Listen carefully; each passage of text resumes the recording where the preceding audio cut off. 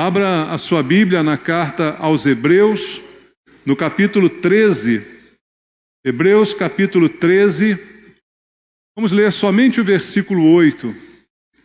Hebreus, capítulo 13, versículo 8. Os irmãos acharam? A palavra de Deus diz: Jesus Cristo, ontem e hoje, é o mesmo, e o será para sempre. Amém. Pai, muito obrigado pela Tua palavra, por estarmos juntos mais uma vez nesse dia, segunda vez que aqui nos reunimos em Teu nome e temos a oportunidade de ouvir a Tua palavra. E através dela queremos ouvir a Tua voz, que é o que nos interessa nessa hora, Pai. É ouvir o Senhor falando conosco, não as filosofias do mundo, as doutrinas de homens, não é isso que queremos, mas a Tua boa palavra, a que procede da Tua boca, que nos alimenta, que nos fortalece e que nos mantém de pé. Fala conosco aquilo que precisamos ouvir, alimenta-nos a fé, Senhor, é o que eu te peço. E para isso entrego a minha vida mais uma vez em Tuas mãos, pedindo Tua graça, Tua misericórdia, pedindo a unção do Espírito Santo. Venha, Espírito Santo, sobre a minha vida, para que eu seja um instrumento do Senhor e possa ministrar a Tua palavra de acordo com a Tua vontade. É o que eu te peço, orando com os irmãos, em nome de Jesus. Amém. Graças a Deus. Podem sentar, irmãos. Amados, aqui nesse pequeno versículo, o autor de Hebreus nos traz uma verdade preciosa que deve ainda permanecer no nosso coração. Uma verdade muito simples, mas muito significativa, porque é muito importante para o nosso relacionamento hoje com Deus. Há 2000 anos esse texto foi escrito, e ele dizia: Jesus Cristo, ontem e hoje, é o mesmo. E mais, ele acrescenta, será o mesmo para sempre. Então, até o dia de hoje, nosso Jesus é o mesmo. Mas será que isso está bem definido no nosso coração?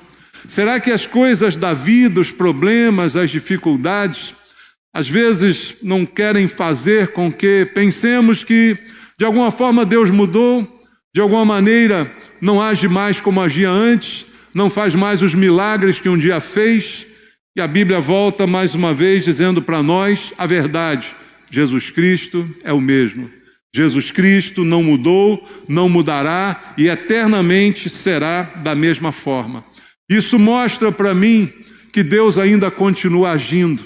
Como Jesus agia no passado, Ele ainda age no presente. E ainda vai agir daqui a anos quando não estivermos mais aqui.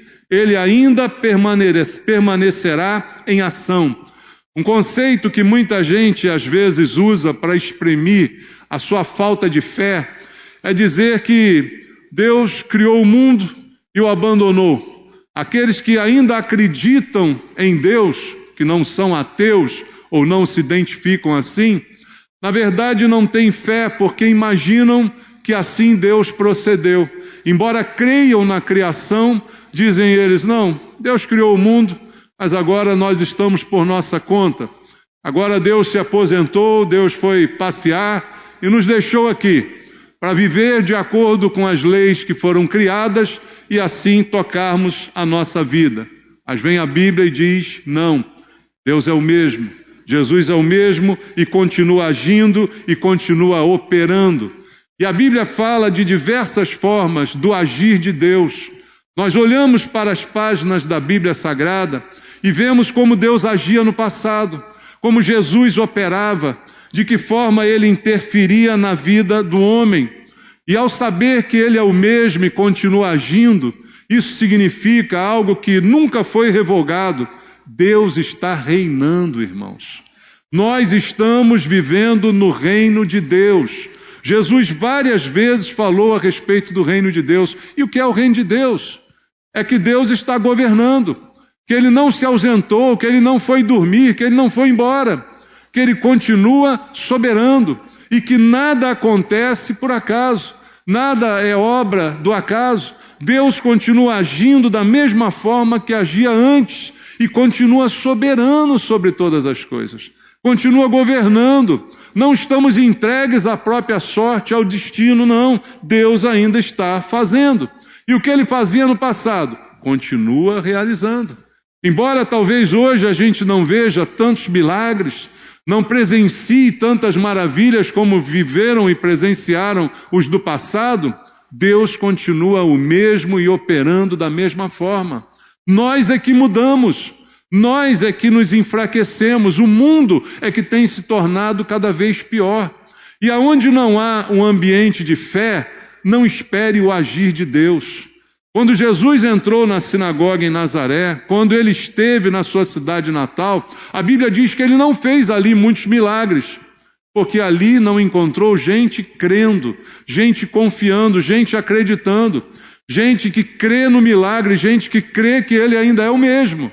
Então os milagres não aconteceram. Talvez hoje não aconteçam tantos pela mesma razão, porque não há gente que ainda creia, que ainda confie, que ainda saiba que Deus está reinando, operando e continua vivo. Não está morto, continua reinando, ainda está falando, ainda está operando, ainda está agindo em favor do seu povo. Então, baseado nessa verdade, eu queria trazer essa noite alguns versículos aqui para entendermos coisas que Deus ainda faz.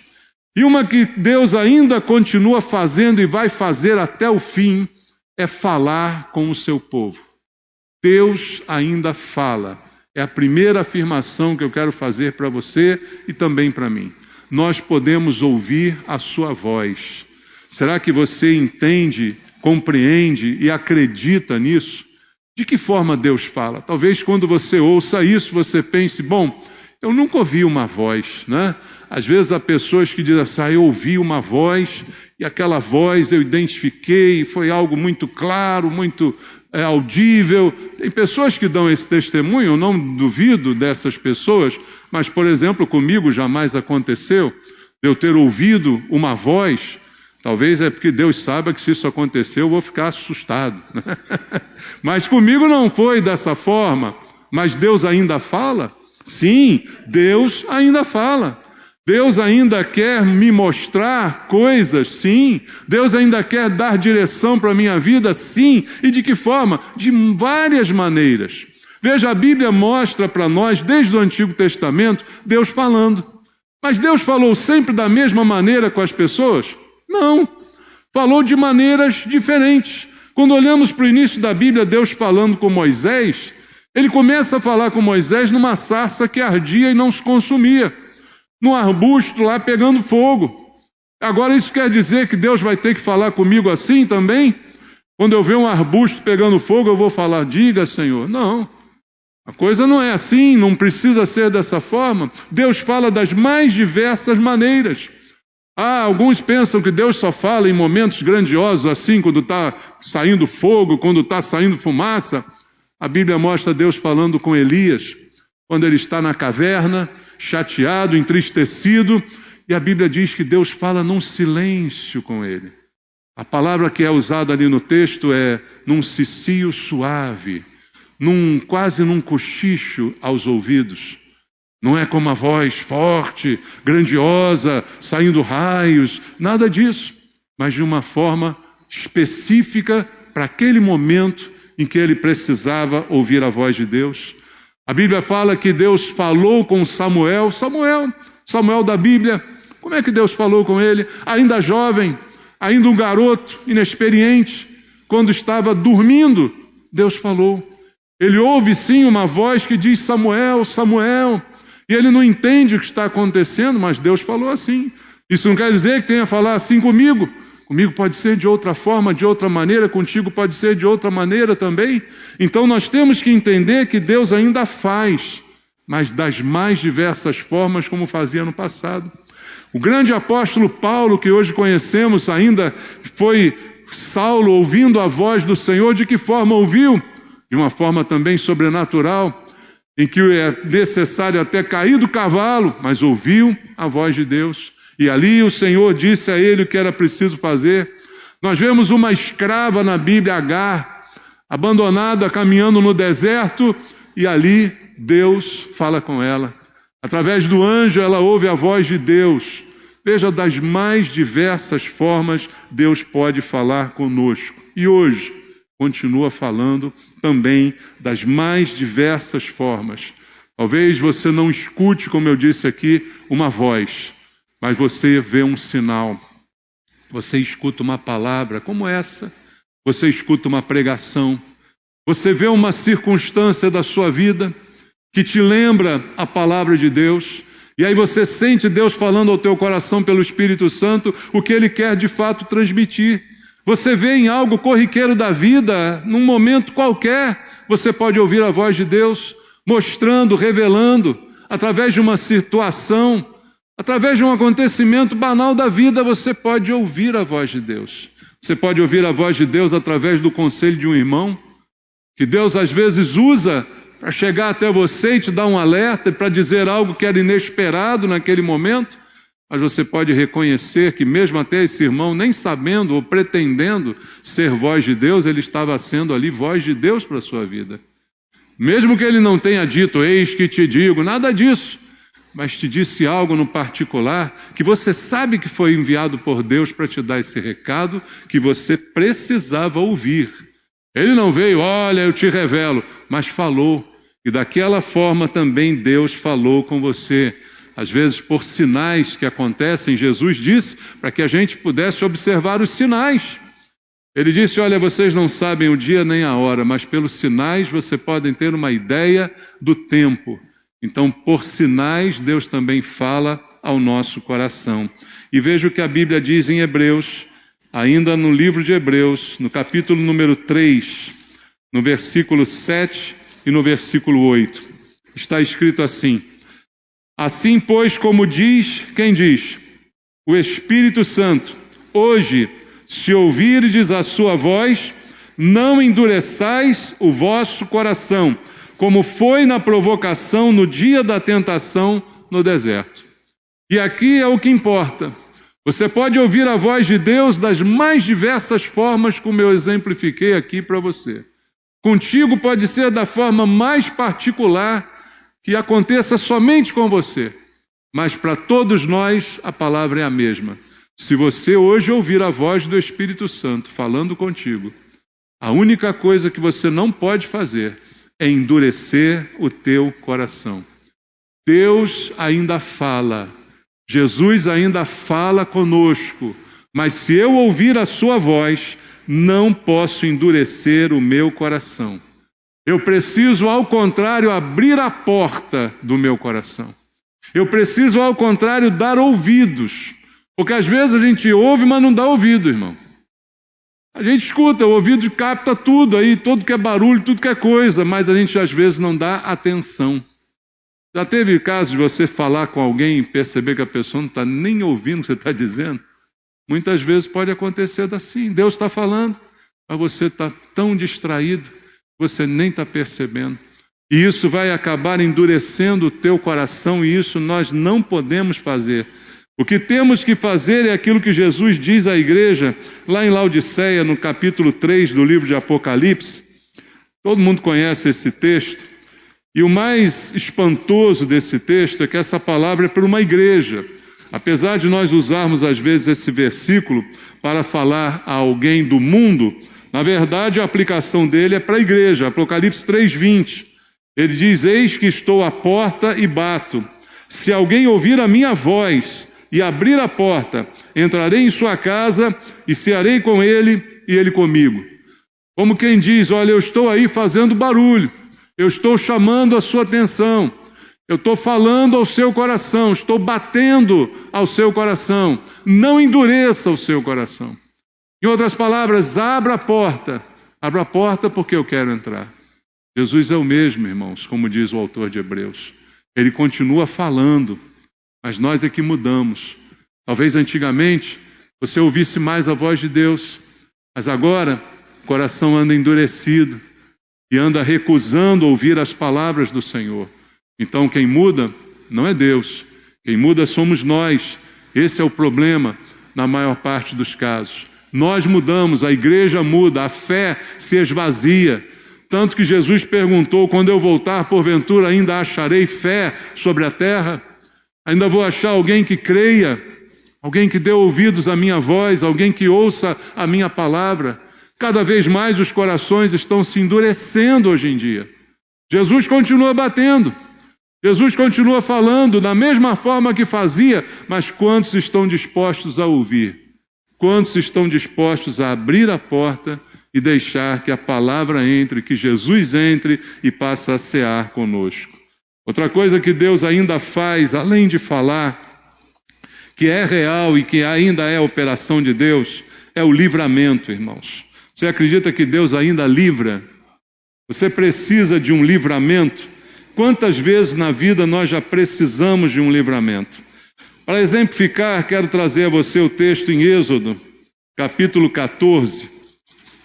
Êxodo, capítulo 14, versículo 13 e 14. Bem conhecido também de todos. Diz assim: Moisés, porém, respondeu ao povo: não temais, aquietai-vos e vede o quê? O livramento do Senhor, que hoje vos fará, porque os egípcios que hoje vedes, nunca mais os tornareis a ver. Moisés dizendo ao povo que eles veriam o livramento do Senhor, que eles se sentiam ali acuados, ameaçados, cercados pelos egípcios, com risco da própria vida, mas Moisés diz: olha, não tenham medo, porque hoje vocês vão ver o livramento do Senhor. Você crê que Deus ainda dá livramento? E o livramento vem exatamente no momento que eu acho que não tem jeito. O livramento, para ser livramento, ele precisa ocorrer nessa urgência, nessa iminência de algo que eu não tenho o menor controle. É aí que Deus opera. É quando não há em mim capacidade de lidar com esse problema. E aí vem o livramento de Deus. E eu digo a você que Deus ainda livra. O mesmo Deus que livrou os egípcios ainda está de pé, ainda é o mesmo hoje, ontem, será para sempre, para produzir livramento ao seu povo.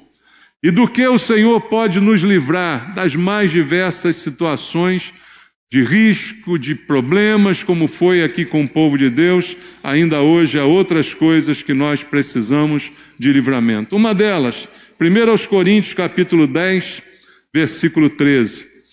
Esse versículo é uma palavra de consolo da parte de Deus. 1 Coríntios 10, 13 diz assim: não vos sobreveio tentação que não fosse humana, mas Deus é fiel e não permitirá que sejais tentados além das vossas forças. Pelo contrário, juntamente com a tentação vos proverá o quê? Livramento, de sorte que a possais suportar. A Bíblia dizendo que Deus é capaz de me livrar das tentações. E aqui tentações pode ser substituída por provações, é o sentido mais correto. Há provas nesse mundo, há dificuldades a serem vencidas, mas o que esse versículo diz é que há um controle absoluto de Deus sobre todas as coisas. Você percebe esse controle?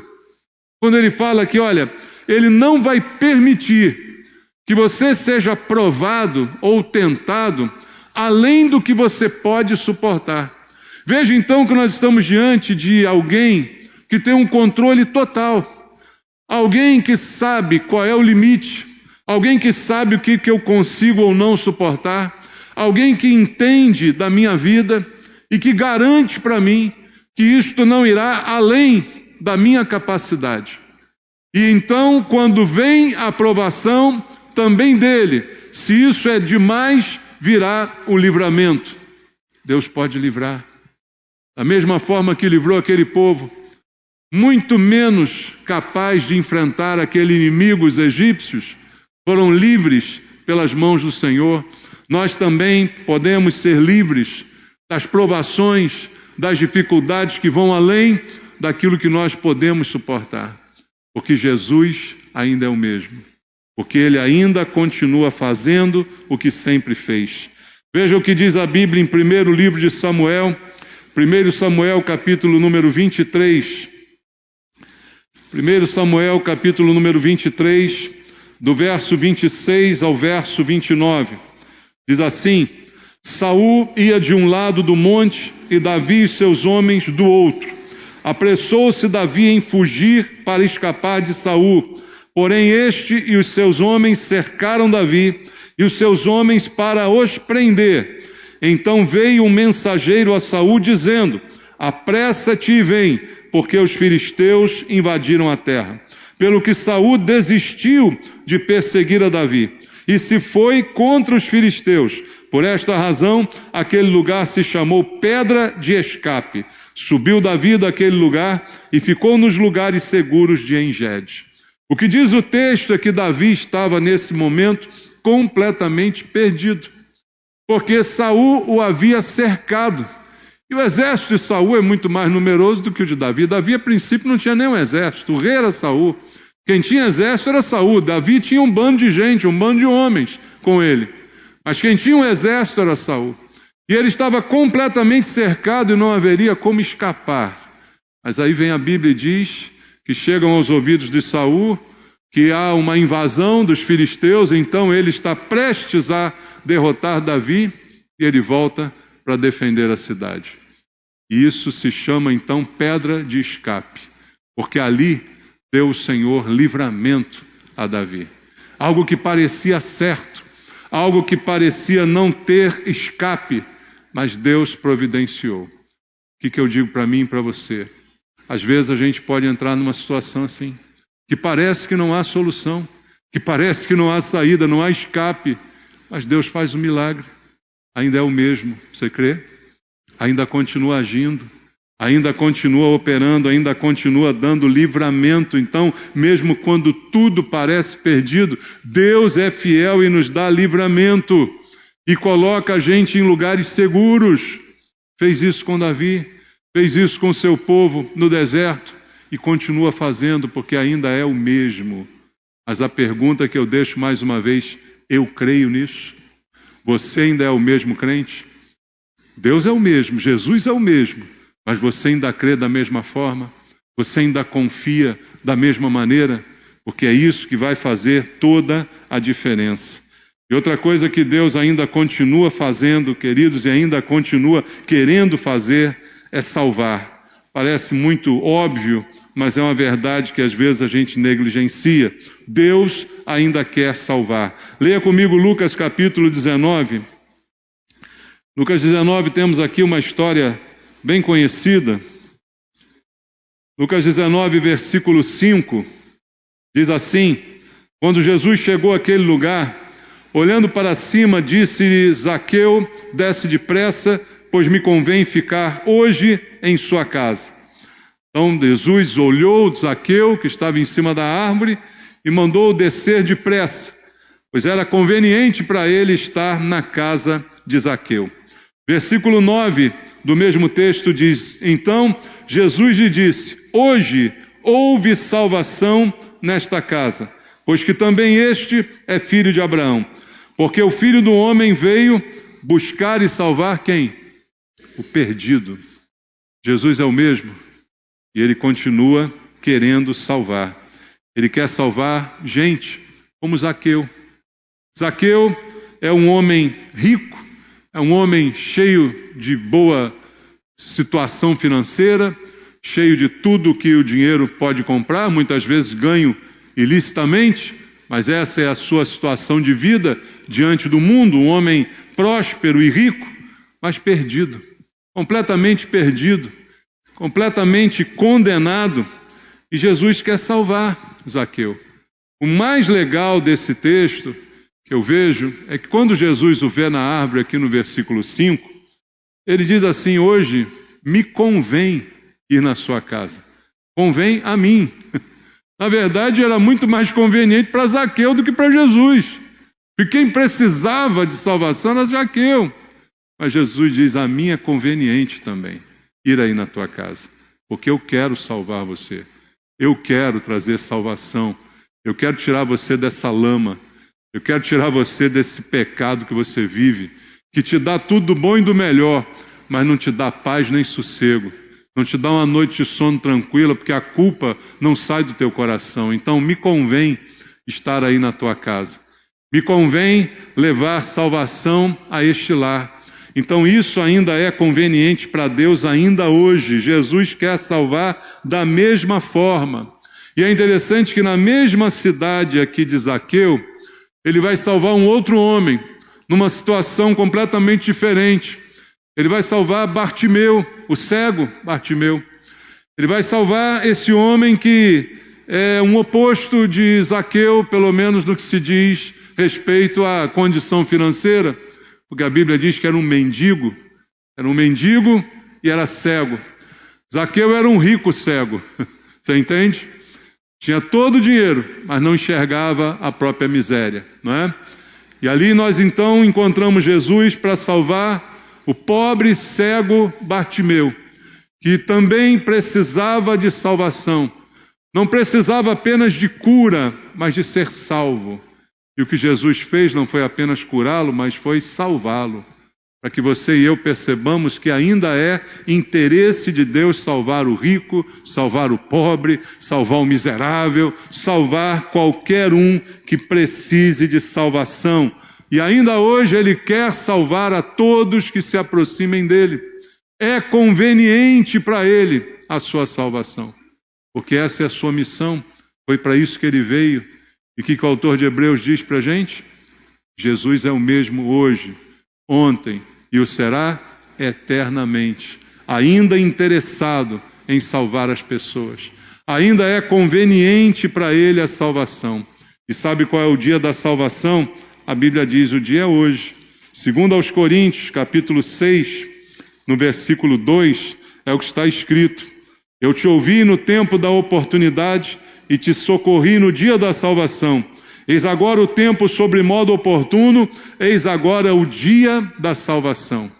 O que chama atenção nos dois casos que eu citei, Bartimeu e Zaqueu, que o dia era aquele, irmãos. Não é outro dia, o dia era aquele. Jesus diz a Zaqueu, hoje me convém estar na tua casa. E lá no verso 9 ele diz, hoje houve salvação nessa casa. Não fica para depois, não é adiado, não é um projeto para outro dia. Salvação é urgente. Salvação tem que ser agora, tem que ser hoje. Não é para daqui a pouco, não é para a semana que vem. E da mesma forma com o cego Bartimeu, foi a mesma coisa. Ele tentava se aproximar, ninguém deixava, porque ele viu ali a chance da sua vida.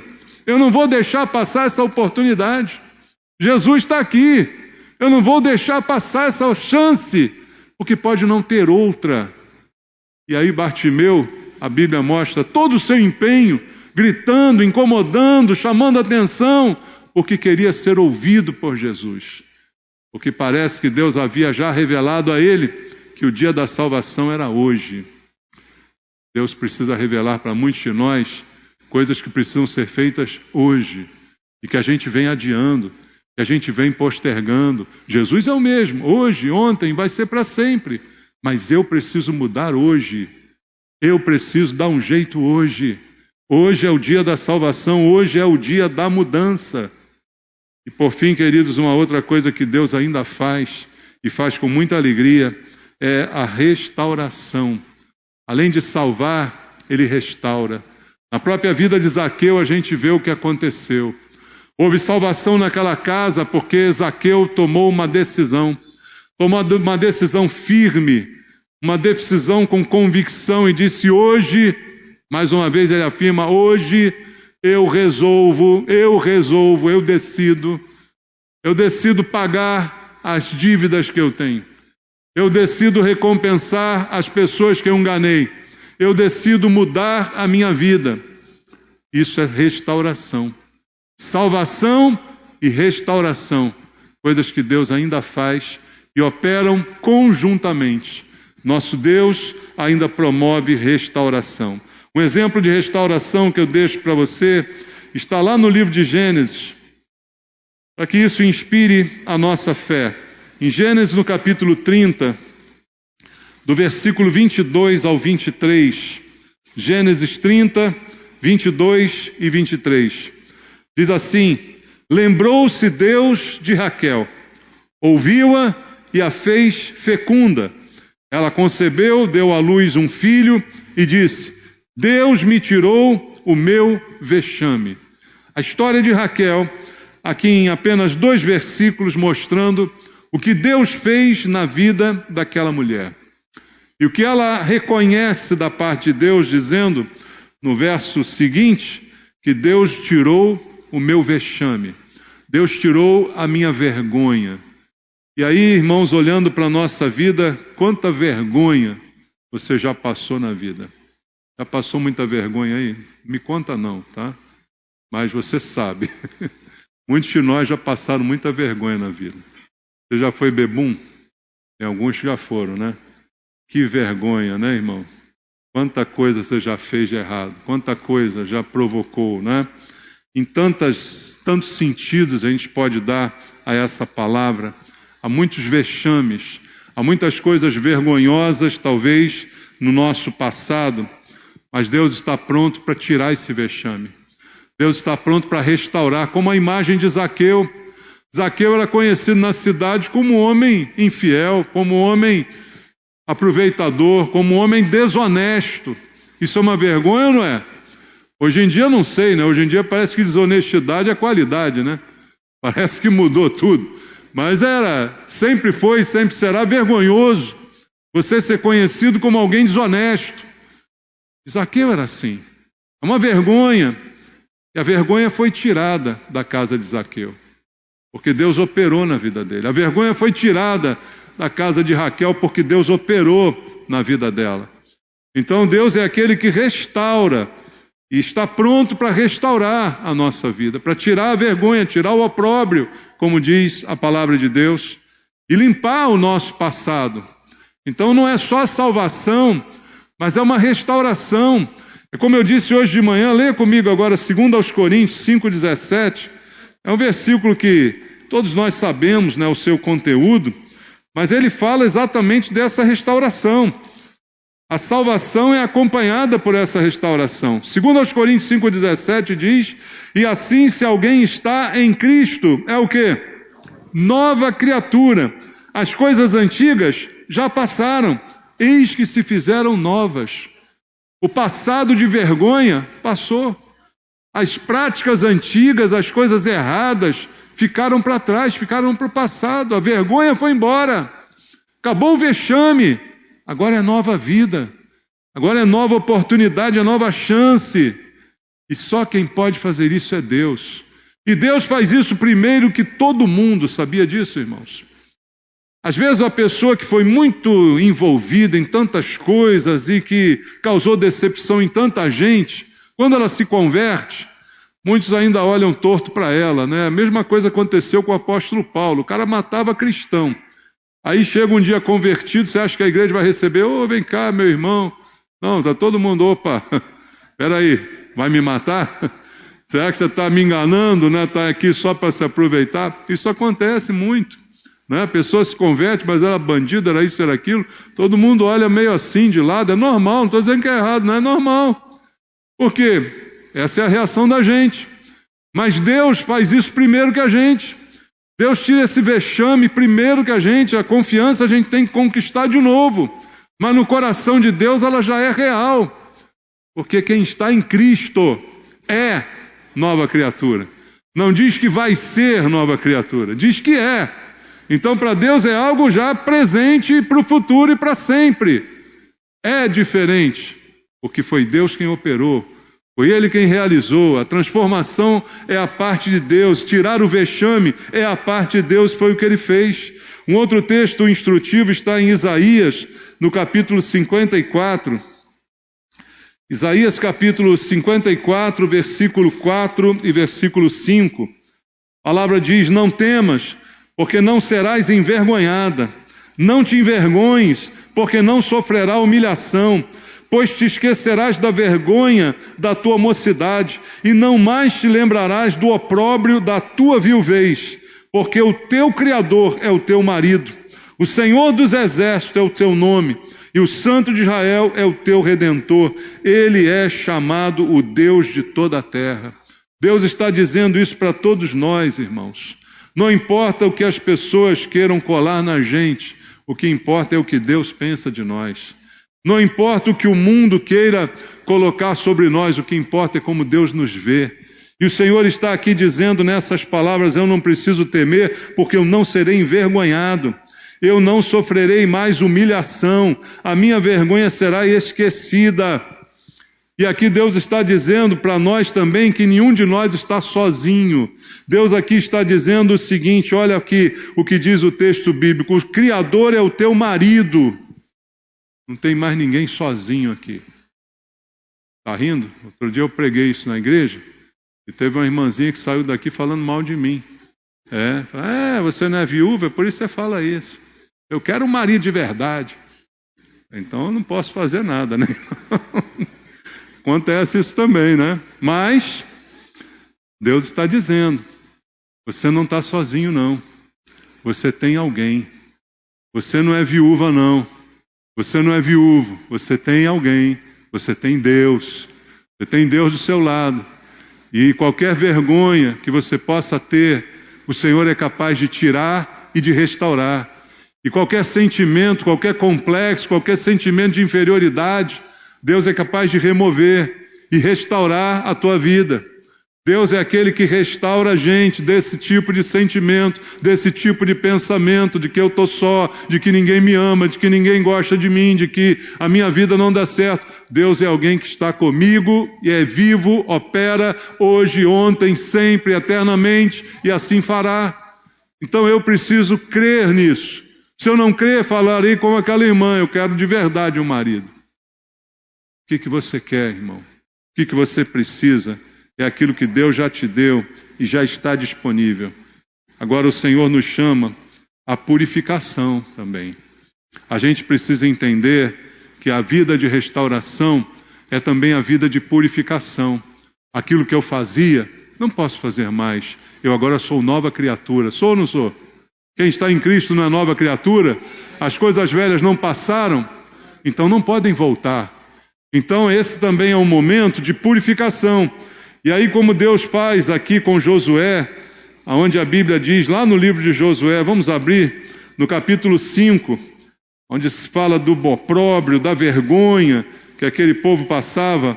Em Josué capítulo 5, versículo 8 e 9, ele diz assim: tendo sido circuncidada toda a nação, ficaram no seu lugar no arraial até que sararam. Disse mais o Senhor a Josué: hoje removi de vós o opróbrio, a vergonha do Egito, pelo que o nome daquele lugar se chamou Gilgal, até ao dia de hoje. Com esta cerimônia narrada aqui no capítulo 5 de Josué, Deus diz que removeu deles a vergonha do passado, da escravidão, mas é preciso purificação.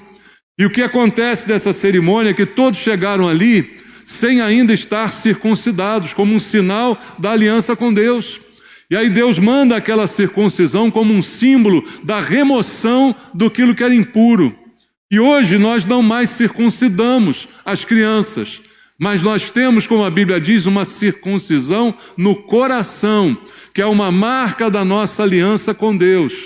E isso requer uma purificação também, para que o opróbrio, a vergonha do passado seja removida. Não mais através de um ato físico, mas através de um ato espiritual, a circuncisão do nosso coração, a nossa aliança com Deus.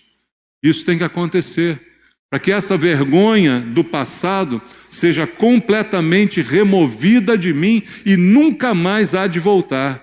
Porque hoje é dia de circuncidar o coração. Como diz o Senhor através de Paulo, na carta aos Romanos, no capítulo 2, no versículo 29, vamos ler Romanos capítulo 2, versículo número 29, presta atenção no que ele diz. Porém, judeu é aquele que o é interiormente, e circuncisão a que é do coração, no espírito, não segundo a letra, cujo louvor não procede dos homens, mas de Deus. Paulo deixa claro, hoje não é mais através de uma circuncisão que nós provamos alguma aliança com Deus, mas é através da circuncisão interior, do Espírito, no coração, que nos faz nos ligar a Deus, e isso eternamente. Então o Senhor restaura, renova, remove da nossa vida a impureza, mas a minha parte é manter essa minha aliança com Deus, renovando essa aliança cada dia, e o Senhor trabalhando, restaurando, curando, abençoando, fazendo tudo o que Ele sempre fez e sempre vai continuar fazendo, segundo diz a Bíblia Sagrada. Então, repetindo o versículo inicial, Jesus Cristo é o mesmo ontem, hoje e o será para sempre. Que a gente não mude, que a gente também seja o mesmo, e se mudar, mude para melhor. Amém, irmão? Se mudar, mude para crescer. Continue para que Deus possa continuar agindo, falando, livrando, salvando, restaurando, todas essas coisas que a gente viu aqui. Que isso seja verdade na nossa vida. Amém? Vamos orar? Vamos falar com Deus? Abra o teu coração agora para o Senhor. Eu não sei como você chegou aqui essa noite, talvez enfraquecido, talvez com a tua fé abalada. Não permita que isso aconteça, porque Jesus é o mesmo. Jesus não mudou. Jesus continua fazendo tudo como sempre fez. Continua falando, continua livrando, continua tirando a vergonha, abençoando, salvando. De todas as formas, Ele continua agindo. Abra o teu coração. Peça para Deus: Senhor, age na minha vida. Senhor, continua agindo no meu coração. Pai, enche meu coração de fé. A fé é um dom de Deus, e sem ela é impossível te agradar. Pai querido, cuida dos meus irmãos essa noite. Cuida daqueles, Pai, que por acaso tenham chegado aqui abalados, estremecidos, enfraquecidos, pelas coisas desse mundo, pelas vergonhas da vida. Pai, em nome de Jesus eu te peço que mais do que nunca eles percebam que Jesus está vivo, que Jesus ainda é o mesmo, e que Jesus será o mesmo para sempre, e que passará o céu e a terra, mas a tua palavra não passará. Ela permanecerá para sempre, e ela está em nós, ela está no nosso coração, e que ela possa dirigir a nossa vida. Pai, abençoa o teu povo. Enche o coração de fé, Senhor, de certeza, de convicção de que o Senhor é real e continua operando. Não está morto, não está aposentado, continua trabalhando na vida de cada um de nós. Abençoa teu povo com fé, que eu te peço, em nome de Jesus.